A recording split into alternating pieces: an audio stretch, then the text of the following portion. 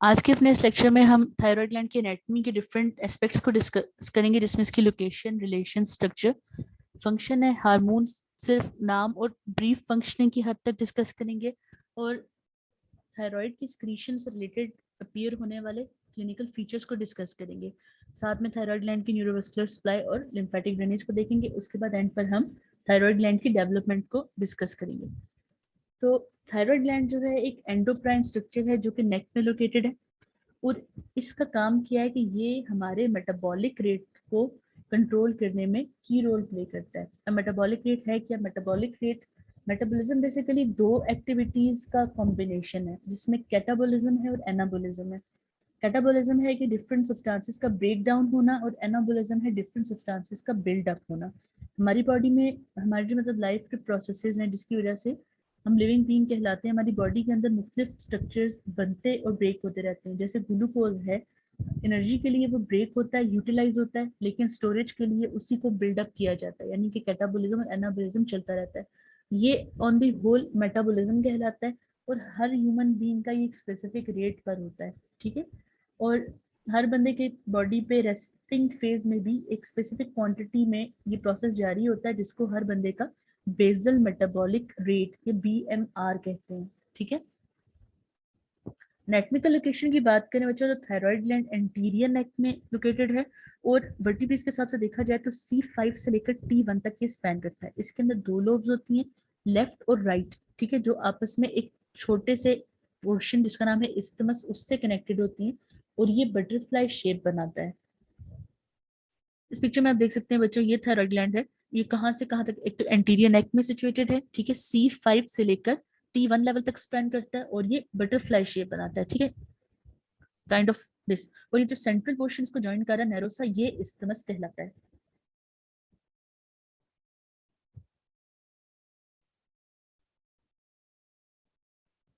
नेटमिकल location की बात करते हैं तो जो थायराइड ग्लैंड की लोब्स हैं वो क्रिकॉइड कार्टिलेज के गिर्द मौजूद होती हैं, और सुपीरियर रिंग्स ऑफ ट्रैकिया के साथ रैप्ड होती हैं एक ही फेशिया के अंदर, ठीक है।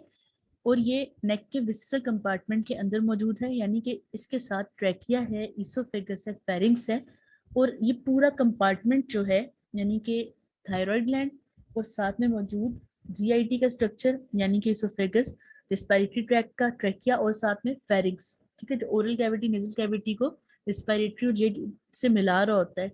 और ये सारा किससे बाउंड है? एक स्पेशल फेशिया से, जिसका नाम है प्री ट्रैकियल फेशिया।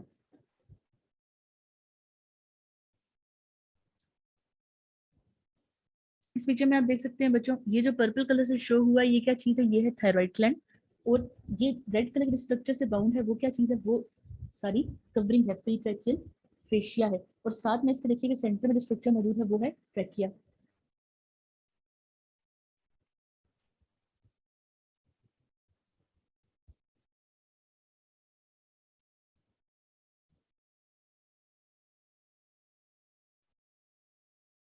तो जो एनाटॉमी का स्ट्रक्चर की बात करते हैं तो हर जो थायराइड ग्लैंड है वो रफली कॉनिकल इन शेप है, यानी कि कोन शेप्ड है, जिसकी एपेक्स जो है वो सुपीरियरली और लेटरली पॉइंट कर रही है, जबकि उसकी बेस जो है वो इंफीरियरली और मीडियली पॉइंट कर रही है between the fourth and fifth tracheal rings, ठीक है। इस्थमस जो है ये सेकंड या थर्ड ट्रैकियल कार्टिलेजेस के ऊपर लाई करता है। कुछ इंडिविजुअल्स में थायराइड ग्लैंड की एक अलग से तीसरी लोब भी होती है, जिसको पैरामिडल लोब कहते हैं, ठीक है।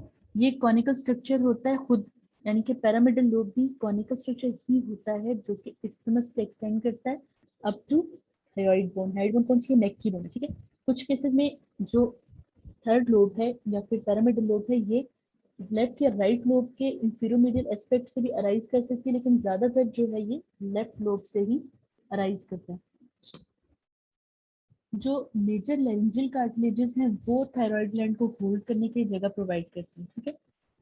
पोस्टीरियर और मीडियल एस्पेक्ट पर जो थायराइड ग्लैंड है वो लेटरल थायराइड लिगामेंट के थ्रू क्रीकॉइड कार्टिलेज से अटैच्ड होता है, ठीक है। उसके अलावा एक स्पेसिफिक फाइब्रोमस्कुलर स्ट्रक्चर या लिगामेंट मौजूद है, जिसका नाम है लिवेटर ग्लैंडुलाई थायरॉइडी, जो कि थायराइड ग्लैंड को थायराइड बोन से एंकर करता है। इस पिक्चर में आप देख सकते हैं बच्चों, ये जो कॉनिकल स्ट्रक्चर है इस शेप कॉनिकल स्ट्रक्चर है जिसकी एपेक्स जो है वो सुपीरियरली पॉइंट जबकि जो इसकी बेस है वो इंफीरियरली और मीडियली पॉइंट कर रही होती है। अब ठीक है, और ये ज्यादातर लेफ्ट वाली लोब से राइज करती है, लेफ्ट है और ये राइट लोब है। एनाटॉमिकल रिलेशंस की बात करते हैं तो थायराइड ग्लैंड जो है ये बहुत सारे और जो इंटीरियर नेक के स्ट्रक्चर्स उनसे क्लोजली लिंक है, जैसे कि आगे इसके जो मसल्स लाइक करते हैं उनको इंफ्राहियोइड मसल्स कहते हैं, जिसमें स्टर्नोथायरॉइड है, सुपीरियर बेली ऑफ ओमोथायरॉइड है और स्टर्नोथायरॉइड मसल है। लेटरल साइड पर इसके कैरोटिड शीथ है जिसके अंदर कॉमन कैरोटिड आर्टरी है, इंटरनल जगुलर वेन है और वेगस नर्व है, जबकि मीडियली इसके लैरिंग्स, फेरिंग्स, ट्रेकिया, इसोफेगस है और नर्व्स में एक्सटर्नल लैरिंजियल और वीकरल लैरिंजियल नर्व है। इस पिक्चर में देखिए बच्चों, ये जो पर्पल से मेंशन हुआ है ये क्या स्ट्रक्चर है, ये थायराइड है। अब देखिए कि इसके साथ क्या लाई करता है मिड लाइन में, ये एंटीरियरली है, ठीक है, ये पोस्टीरियर है और ये बाकी दोनों साइड लेटरल, ठीक है, दोनों लेटरल साइड, ये सेंटर को उन्होंने मीडियल साइड कंसीडर किया रिलेशंस बताने में। स्ट्रैप मसल्स है ना, यही नेक के मसल्स को कहते हैं, जिसमें स्टर्नोथायरॉइड, स्टर्नोहेराइड और ओमोहेराइड है, स्पेशली सुपीरियर बेली, ठीक। और उसके अलावा लेटरल साइड पर देखें तो अभी हमने पढ़ा कि कैरोटिड शीथ मौजूद है जिसके अंदर common carotid artery, internal jugular vein और वेगस नर्व मौजूद है। उसके अलावा जो नर्व्स थायराइड से रिलेशन में मौजूद है उनमें शामिल है रिकरेंट लैरिंजियल नर्व और एक्सटर्नल लैरिंजियल नर्व। फंक्शंस की बात करें तो थायराइड ग्लैंड जो है ये मेटाबॉलिज्म का मेन रेगुलेटर है। तो T3 T4 है, यानी इसके जो हार्मोन्स हैं स्पेशली न्यूक्लियर रिसेप्टर्स के थ्रू एक्ट करते हैं और मेटाबॉलिक पाथवेज को रेगुलेट करते हैं, ठीक है। रिसेप्टर्स की डिफरेंट टाइप है, कुछ ऐसे हैं जो सेल्स की सरफेस पर मौजूद होते हैं सेल मेम्ब्रेन पर, कुछ वो हैं जो साइटोप्लाज्म में एक्ट करते हैं और कुछ वो हैं जो न्यूक्लियस पर जाकर एक्ट करते हैं। थायराइड हार्मोन की जो टाइप है ये वो रिसेप्टर्स हैं जो न्यूक्लियस पर एक्ट करते हैं, ठीक है। अब थायराइड हार्मोन का लेवल जब भी ज्यादा होगा उसकी वजह से जितने प्रोसेसेस जो मेटाबॉलिज्म से रिलेटेड हैं वो ज्यादा जल्दी होंगे या फ्रीक्वेंटली होंगे, ठीक। अब मेटाबॉलिक प्रोसेसेस कौन से शामिल हैं जो कि थायराइड हार्मोन से रिलेटेड हैं, वो है बेसल मेटाबॉलिक रेट, यानी कि नॉर्मल रेस्टिंग रेट पर बॉडी में कितना कैटाबॉलिज्म कितना एनाबॉलिज्म चल रहा है, ठीक है। ग्लूकोनियोजेनेसिस यानी नया ग्लूकोज बनना, ठीक है। ग्लाइकोजिनोलाइसिस या ग्लाइकोजन यानी कि स्टोर्ड जो ग्लाइकोजन है उसकी ब्रेक डाउन होना, ये एनर्जी के लिए। फिर प्रोटीन सिंथेसिस है, इसको भी थायराइड हार्मोन इम्पैक्ट करता है। फिर लाइपोजेनेसिस है यानी कि लिपिड यानी फैट फॉर्मेशन, और थर्मोजेनेसिस की बॉडी के अंदर हीट कितनी है, ठीक है। क्योंकि हीट का ताल्लुक है बॉडी के अंदर मौजूद जो सेलुलर प्रोसेसेस हो रहे हैं कैटाबॉलिज्म एनाबॉलिज्म उनसे, कि अगर कोई चीज ब्रेक डाउन होती है तो वो कितनी एनर्जी रिलीज करती है, अगर कोई चीज बनती है तो वो कितनी एनर्जी एक्वायर करती है या रिलीज करती है, ठीक है। इसलिए जिन लोगों का थायराइड हार्मोन के लेवल्स डिफरेंट होते हैं डिजीज की वजह से, उनमें उनकी बॉडी टेम्परेचर वेरी करता है, ठीक है। और अगर थायराइड हार्मोन की स्वेयर डेफिशिएंसी हो तो पेशेंट बिल्कुल कोल्ड का क्लैमी कंडीशन में प्रेजेंट कर सकता है। उस कंडीशन में फिर स्टेरॉइड देकर पहले, उसके बाद फिर थायराइड हार्मोन को रिप्लेस किया जाता है, ठीक है। तो पता है कि बॉडी का एक ऑप्टिमल टेम्परेचर 27 डिग्री जिसके सारे प्रोसेसेस होंगे, तो अगर हीट ज्यादा होती है कम होती है तो वो एंजाइम्स को डीनेचर कर सकता है, that can lead to death, ठीक है।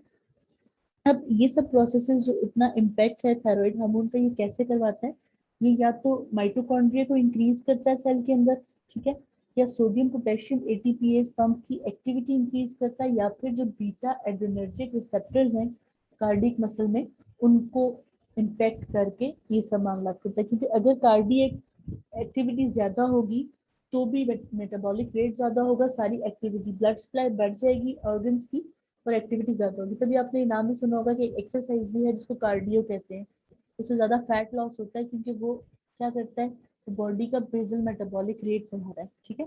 अब थायराइड ग्लैंड हार्मोन्स कौन से प्रोड्यूस करता है, थायराइड ग्लैंड जो है वो 3 हार्मोन्स प्रोड्यूस करता है। पहले का नाम है ट्राई आयोडोथायरोनिन जिसको हम T3 कहते हैं, टेट्रा आयोडोथायरोनिन जिसको थायरोक्सिन या T4 कहते हैं, ठीक है, और कैल्सिटोनिन। अब इसमें जो T3 T4 है ये दोनों सब मेटाबॉलिज्म से रिलेटेड है, चीजें हमने पढ़ी, जबकि कैल्सिटोनिन जो है ये कैल्शियम के मेटाबॉलिज्म से रिलेटेड है, ठीक है। 2 हार्मोन हम पढ़ेंगे आज, कैल्सिटोनिन को तो हम डिस्कस नहीं करेंगे, जब नेक्स्ट हम पैराथायरॉइड ग्लैंड में जो पैराथायरॉइड हार्मोन है पैरेट हार्मोन उसको डिस्कस करेंगे, उसके साथ फिर हम कैल्सिटोनिन को कंपेयर करके डिस्कस करेंगे, ठीक है।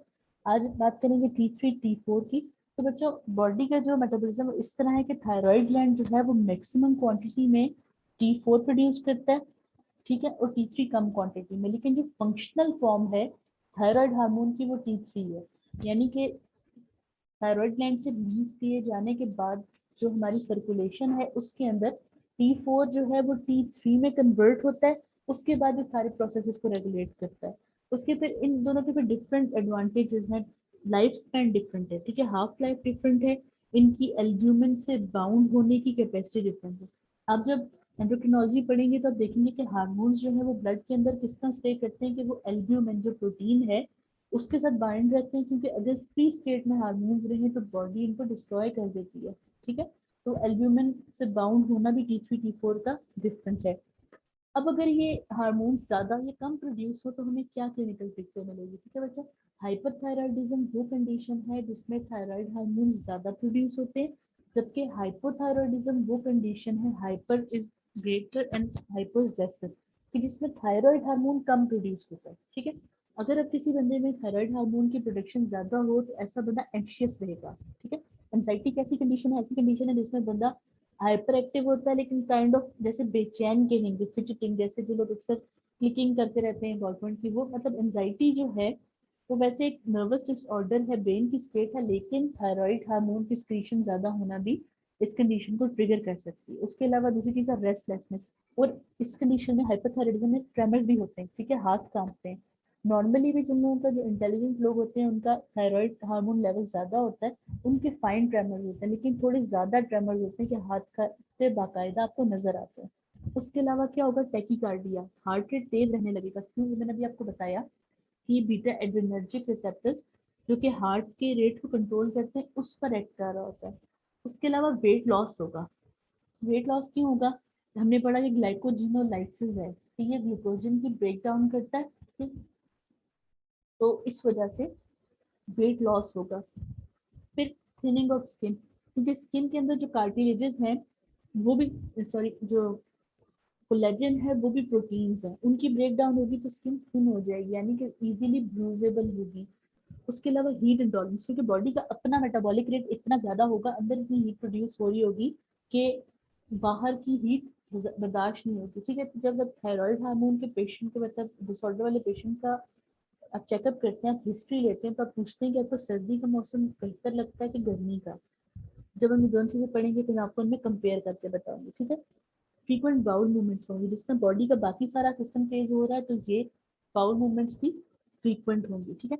गोइटर हो सकता है, यानी कि थायराइड ग्लैंड की जो एनलार्जमेंट है ना बच्चों, उसको गोइटर कहते हैं। अब ये हो सकता है कि वो हार्मोन ज्यादा प्रोड्यूस करे, हाइपरथायराइडिज्म करे, ये भी हो सकता है कि हार्मोन कम प्रोड्यूस करे, हाइपोथायराइडिज्म करे, ठीक है। तो गोइटर हो सकता है। फिर TSH का लेवल लो होगा लेकिन T3T4 हाई होगा। अब ये चीज समझने के लिए एक प्रोसेस का आपको पता होना जरूरी है, जो है फीडबैक जिसको कहते हैं। अब TSH क्या है, थायराइड स्टिमुलेटिंग हार्मोन, ये कौन रिलीज करता है, ये पिट्यूटरी ग्लैंड रिलीज करता है, ठीक है, और ये एक्ट करता है थायराइड ग्लैंड पर ताकि वो T3T4 और कैल्सिटोनिन प्रोड्यूस करे। जब सर्कुलेशन में T3T4 ज्यादा हो जाता है लिमिट से, तो वो फीडबैक भेजता है पिट्यूटरी ग्लैंड को कि मजीद TSH प्रोड्यूस नहीं करना, ठीक है। इस फीडबैक की वजह से जब भी हाइपरथायराइडिज्म होगा T3T4 आपको हाई मिलेंगे जबकि TSH लो मिलेगा, ठीक है। फिर कुछ कंडीशंस ऐसी हैं जिसमें T3T4 भी हाई मिलेंगे, TSH भी हाई मिलेगा, तो वो फिर डिजीज कंडीशंस होती हैं, फिजियोलॉजी में डिटेल से डिस्कस करेंगे। इसकी निस्बत अगर अब बात करें हाइपोथायराइडिज्म की, तो हाइपोथायराइडिज्म में एंजाइटी की जगह डिप्रेशन होगा, ठीक है। यानी कि पेशेंट ऐसे स्टेट में होगा, डिप्रेस्ड है, कोई चीज करना नहीं चाहता, कोई एक्टिविटी नहीं करना चाह रहा होता, ठीक है, डिप्रेस्ड मिलेगा आपको। फिर फटीग रहेगी, यानी कि बहुत थका हुआ महसूस करेगा, इवन सोमनोलेंस होंगी। ऐसे लोग जो हैं ये तकरीबन 10 से 12 घंटे, 15 घंटे भी सोए तो उनको थकावट रहती है, क्योंकि बॉडी में एनर्जी नहीं होती, एक्टिविटी नहीं होती, ठीक है। उसके अलावा ब्रेडिकार्डिया रहेगा। ब्रेडिकार्डिया का क्या मतलब है कि हार्ट रेट कम रहेगा। अब सेम चीज़ है कि जो चीज़ अगर स्टिमुलेट करकर हार्ट रेट बढ़ा रही थी, स्टिमुलेशन नहीं मिलेगी तो हार्ट रेट कम हो जाएगा। उसके अलावा वेट गेन होगा, क्योंकि बॉडी की मेटाबॉलिक एक्टिविटी इतनी कम है तो वेट गेन होगा। इवन इन लोगों की भूख कम होती है एज कम्पेयर टू हाइपरथायराइड, उसके बावजूद ऐसे लोग वेट गेन करना शुरू करते हैं। ड्राई इची स्किन, वजह क्या होगी कि स्वेटिंग नहीं होती है ऐसे लोगों में, क्योंकि बॉडी का इंटरनल टेम्परेचर हाई होता है, सॉरी मतलब कोल्ड होता है, ठीक है, इस वजह से स्वेटिंग नहीं होती। ऐसे लोग कोल्ड इंटॉलरेंट होते हैं, यानी कि ऐसे लोगों को सर्दी बहुत ज्यादा लगती है क्योंकि बॉडी का इंटरनल रेट कम होता है, फिर ऐसे लोगों को कॉन्स्टिपेशन होती है। उसके अलावा गोइटर यहाँ भी हो सकता है, ठीक है, जैसे मैंने आपको बताया कि स्टीशन ज्यादा प्रोड्यूस हुए कम, तो लेकिन साइज ग्लैंड का इनलार्ज हो सकता है। इसके अलावा इसमें टीएसएच हाई मिलेगा, यहाँ भी सेम रीजन है कि जब पेरिफेरी में सर्कुलेशन में T3 T4 का लेवल कम होगा तो उसका रिस्पॉन्स जाएगा, फीडबैक जाएगी पिट्यूटरी को, वो ज्यादा टीएसएच प्रोड्यूस करेगा ताकि जो ग्लैंड है उसे ज्यादा से ज्यादा T3 T4 प्रोड्यूस करवाया जा सके।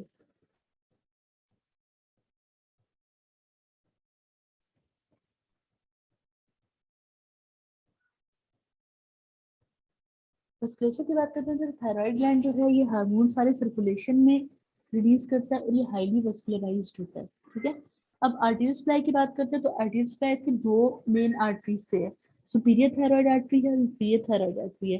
तो सुपीरियर थायराइड आर्टरी है बच्चों, ये एक्सटर्नल कैरोटिड आर्टरी की ब्रांच है और ये सुपीरियर लैरिंजियल नर्व के साथ, ठीक है, क्योंकि लैरिंग्स को भी नर्वेट करती है, ये वहाँ मौजूद है नेक के अंदर। इंफीरियर थायराइड आर्टरी जो है ये थायरो सर्वाइकल ट्रंक की ब्रांच है जो कि खुद सब क्लेवियन आर्टरी की ब्रांच है, ठीक है। तो ये कहाँ किसके साथ होगी, रिकरेंट लैरिंजियल नर्व के साथ लाई करती है। तकरीबन 10% लोगों में एक एडिशनल आर्टरी भी मौजूद होती है जिसका नाम है थायराइड एमा आर्टरी, और ये ब्रेकियोसेफेलिक ट्रंक से आकर superior surface of the thyroid gland और isthmus को सप्लाई करती है, यानी main blood supply superior thyroid artery, inferior thyroid artery, superior thyroid artery superior aspect को सप्लाई करेगी और एक्सटर्नल laryngeal nerve के साथ मौजूद रहेगी। और जबकि जो इंफीरियर थायराइड आर्टरी है ये inferior aspect of the gland को सप्लाई करेगी और रिकरेंट laryngeal nerve के साथ रहेगी। वेनस ट्रेंड्स की बात करते हैं तो तीन आर्टरीज हैं, तो तीन वेन्स हैं, superior middle and inferior thyroid veins जो कि वेनस प्लेक्सस बनाते हैं, ठीक है, पंच ऑफ वेन्स बनाते हैं अराउंड द थायराइड ग्लैंड। और इनमें जो सुपीरियर और मिडिल वेन्स हैं वो जाकर इंटरनल जगुलर वेन में ड्रेन होगी, जबकि जो इंफीरियर वेन है वो ब्रेकियोसेफेलिक वेन में ड्रेन होगी। लेकिन जो superior thyroid artery external carotid की ब्रांच है उसकी काउंटर पार्ट वेन जो है ये इंटरनल जगुलर में ड्रेन करेगी, ठीक है। मिडिल कोई आर्टरी नहीं है तो वो मिडिल वेन जो है वो इंटरनल जगुलर में आकर ड्रेन करेगी, जबकि जो इंफीरियर थायराइड आर्टरी है वो ब्रेकियोसेफेलिक ट्रंक की ब्रांच है। इसी तरह इंफीरियर वेन जो है वो ब्रेकियोसेफेलिक वेन में एंट्री होगी, ठीक है। तो इस पिक्चर में देख सकते हैं ये एक्सटर्नल कैरोटिड आर्टरी है, ठीक है, इसकी ब्रांच है स्पीयर थायराइड आर्टरी जो थायराइड के स्पीयर एस्पेक्ट को सप्लाई कर रही है, और फिर ये थायरोसर्वाइकल की ब्रांच है thyroid artery, inferior thyroid artery जो कि inferior aspect of the thyroid gland को सप्लाई कर रही है, ठीक है। उसके अलावा एक एक्स्ट्रा आर्टरी भी अराइज कर सकती है, जो ये आर्टरी यहाँ पर बनी हुई है थायराइड इमा आर्टरी, ठीक है। ये जब मौजूद होगी तो ये पैरामीटर लोड किया इस्टमस के एरिया को मिड लाइन को सप्लाई करेगी, ठीक। वेन्स की बात करें देखिए कि वेन एक नेटवर्क के तौर पर एक्ट करी जैसे एनास्टोमोसिस होते हैं एज कम्पेयर टू आर्टरी जिनका आपस में कनेक्शन एग्जिस्ट नहीं करता, ठीक है। तो इसको थायराइड प्लेक्सस ऑफ वेन्स कहते हैं। अब इसमें सुपीरियर थायराइड वेन है जो कि जाकर इंटरनल जगुलर वेन में ड्रेन करेगी, मिडिल थायराइड वेन भी इंटरनल जगुलर वेन में ड्रेन करेगी, जबकि जो इंफीरियर थायराइड वेन्स हैं, ठीक है, ये किस में ड्रेन करेंगे, ये जाकर ब्रेकियोसेफेलिक वेन में ड्रेन करेंगे। इनर्वेशन और लिम्फेटिक ड्रेनेज की बात करते हैं। प्रिंसिपल इनर्वेशन जो थायराइड ग्लैंड की है बच्चों वो ऑटोनॉमिक नर्वस सिस्टम से आती है, ठीक है। इसके पैरासिम्पैथेटिक फाइबर वेगस नर्व से आते हैं, जबकि सिंपैथेटिक फाइबर जो हैं ये सुपीरियर मिडिल इंफीरियर गैंग्लिया से आते हैं सिंपैथेटिक फ्रंट पे। अब जो नर्व्स हैं ये ब्लड वेसल्स के साथ साथ ग्लैंड के अंदर इंटर करती हैं। ये जो नर्व्स हैं ये थायराइड ग्लैंड का सिक्रीटरी फंक्शन नहीं कंट्रोल करती, ठीक है बच्चों, यानी कि ये स्ट्रेच को पेन को जस्ट सेंसेशन प्रोवाइड करती हैं, ठीक है। जो ग्लैंड से हार्मोनल सिक्रीशन है वो पिट्यूटरी से रिलीज होने वाले टीएसएच के थ्रू कंट्रोल होती है, ठीक है। लिम्फेटिक ड्रेनेज इसकी पैराट्रैकियल और डीप सर्वाइकल नोड्स में होती है। इस पिक्चर देखते हैं बच्चों ये जो है ये सुपीरियर लैरिंजियल नर्व है, ठीक है, और इंफीरियर लैरिंजियल नर्व है। सुपीरियर लैरिंजियल की ब्रांच है रिकरेंट लैरिंजियल नर्व जो कि थायराइड ग्लैंड को और इवन लैरिंग्स को भी सप्लाई करती है। थायराइड ग्लैंड की डेवलपमेंट की बात करते हैं तो थायराइड ग्लैंड की डेवलपमेंट जो है ये जहाँ से होती है वो रीजन है जहाँ पर प्राइमोर्डियम फेरिंग्स होती है, यानी जहाँ से फेरिंग्स और टंग डेवलप हो रही होती है उसी एरिया के फ्लोर ऑफ फेरिंग्स के यानी एंडोडर्मल सेल्स से थायराइड ग्लैंड डेवलप होता है, ठीक। अब ये किस तरह डेवलप होता है कि ये डाइवर्टिकुलम या आउट पाउचिंग के तौर पर डेवलप करता है between the developing neck and developing tongue, ठीक है। यानी कि जो टंग की दो, अभी हमने टंग की डेवलपमेंट डिस्कस की थी उसमें देखा था कि डिफरेंट जो है एमिनेंसेस या स्वेलिंग्स होती है जिनसे टंग डेवलप होती है, उसमें जो ट्यूबरक्यूलम इन पार होती है और हाइपोब्रेंकियल एमिनेंस होती है उनके दरमियान में इसकी डेवलपमेंट स्टार्ट होती है, ठीक है। और जो थायराइड डायवर्टिक्यूलम या आउट पाउचिंग है उसकी ग्रोथ की वजह से उसका जो टंग से कनेक्शन है एक डक्ट की तरह होता है, ठीक है। यानी कि अगर यहाँ पर डेवलपिंग टंग मौजूद है, दरमियान में एक कनेक्शन मौजूद रहता है जिसको हम थायरोप्लास्टिक डक्ट कहते हैं, ठीक है। ये जो एलोंगेशन है यानी कि थायराइड ग्लैंड की ग्रोथ और थायरोप्लास्टिक डक्ट की ग्रोथ, ये थायराइड ड्रोन थायराइड ग्लैंड की जो एडल्ट लोकेशन है यानी कि थायराइड बोन के नीचे, ठीक है, इंफीरियर टू थायराइड बोन, ये उसकी तरफ ग्रो करेगा और थायराइड कार्टिलेज की तरफ ग्रो करेगा, जहां पहुंचकर ये दो पार्ट्स में डिवाइड हो जाता है, यानी कि जो दो इसकी लोब्स होती हैं। उसके बाद इसकी हिस्टोजेनेसिस होती है, यानी इसके अंदर जो है वो सेल्स माइग्रेट करके फिर डेवलप होते हैं उन सेल्स में जिसने बाद में इसका ग्लैंडुलर फंक्शन कराना है। अब जो थायरोग्लॉसल डक्ट है उसका क्या होता है, तो थायरोग्लॉसल डक्ट का टंग से कनेक्शन होता है बच्चों, वो वहाँ एग्जिस्ट करता है एज फोरामेन सीकम। हमने जब टंग की डेवलपमेंट पढ़ी थी तो देखा था कि टंग के अंदर एक छोटी सी पिट बनी होती है जहाँ पर पोस्टीरियर एंड है, ठीक है। ये जो पिट है ये रिमाइंडर है या फिर एक रेमिनेंट है थायरोग्लॉसल डक्ट का, जो कि एम्ब्रियोनिक लाइफ में एग्जिस्ट कर रही थी और टंग और थायराइड ग्लैंड का आपस में कनेक्शन था, ठीक है। लेकिन जो डक्ट बाकी फोरामेन सीक्वेंस से नीचे से लेकर हायोइड बोन तक का एरिया, वहां से ये डक्ट डीजनरेट हो जाती है, ठीक है। और यही जो डक्ट है ना, ये वो ग्लैंड का लिगामेंट बनाती है जो कि थायराइड ग्लैंड को नेक से होल्ड करके रखता है, लिवेटेड ग्लैंडुलाई थायराइडी। अच्छा, इस चीज का ये है बच्चों कि इस कनेक्शन की वजह से अगर आप स्वॉलो करते हैं और अगर थायराइड ग्लैंड की इनलार्जमेंट हो तो वो स्वेलिंग मूव करती है, ठीक है। नॉर्मली ऐसा नहीं होता कि आप स्वॉलो करें तो आपको गले में कोई भी स्वेलिंग मूव करती फील नहीं होती, क्योंकि नॉर्मल जो थायराइड ग्लैंड है वो पैल्पेबल नहीं होता, ठीक है। आप नॉर्मली नेक की पैल्पेशन करें तो थायराइड ग्लैंड फील नहीं होता, लेकिन अगर वहाँ कोई नोड्यूल हो, कोई ग्रोथ हो या गोइटर हो तो वो आपको फील होता है। तो ऐसे केस में जब बंदा जिसको गोइटर है वो स्वॉलो करता है तो उसकी नेक में प्रॉपर स्वेलिंग मूव करती नजर आती है, वो इसकी वजह से, ठीक है। उसके अलावा ये है कि अगर ये डक्ट परसिस्ट करे तो ये सिस्ट के तौर पर एक्ट करती है और टंग से स्क्रीशंस जो है ये इसके दरमियान ट्रेवल कर सकती है, फिर इसमें इन्फेक्शन हो जाती है। उस केस में इसको कहते हैं थायरोग्लॉसल डक्ट सिस्ट कहते हैं। फिर ये परसिस्ट करे, इसका ल्यूमेन इन्वोल्यूट ना हो टाइम के साथ, ठीक है। उसके बाद जो वहाँ पर डेवलपिंग एल्कीमोब्रेंकियल बॉडी होती है, एक स्ट्रक्चर है जिसके थायराइड ग्लैंड में माइग्रेट करने के बाद पैराफोलिक्यूलर सेल्स बनते हैं। पैराफोलिक्यूलर सेल्स वो सेल्स हैं जो कि थायराइड हार्मोन बनाएंगे। अब इनका स्ट्रक्चर होता कैसे है, इस तरह का एक एंड है जैसे नॉर्मल हम स्क्रीटरी कोई भी सेल्स पढ़ते हैं, इस तरह के सेल्स होंगे जिनकी स्क्रीशन जो है वो सेंटर में रिलीज होती है, जो चीजें प्रोड्यूस करते हैं उसको कोलॉइड कहते हैं, ठीक है। उसके अंदर भी डिफरेंट हार्मोन्स होते हैं, उनकी ब्रेक डाउन से बाद में T3 T4 बनता है और फिर डिफरेंट कुछ सेल्स होते हैं जिनसे कैल्सिटोनिन प्रोड्यूस करते हैं, ठीक है।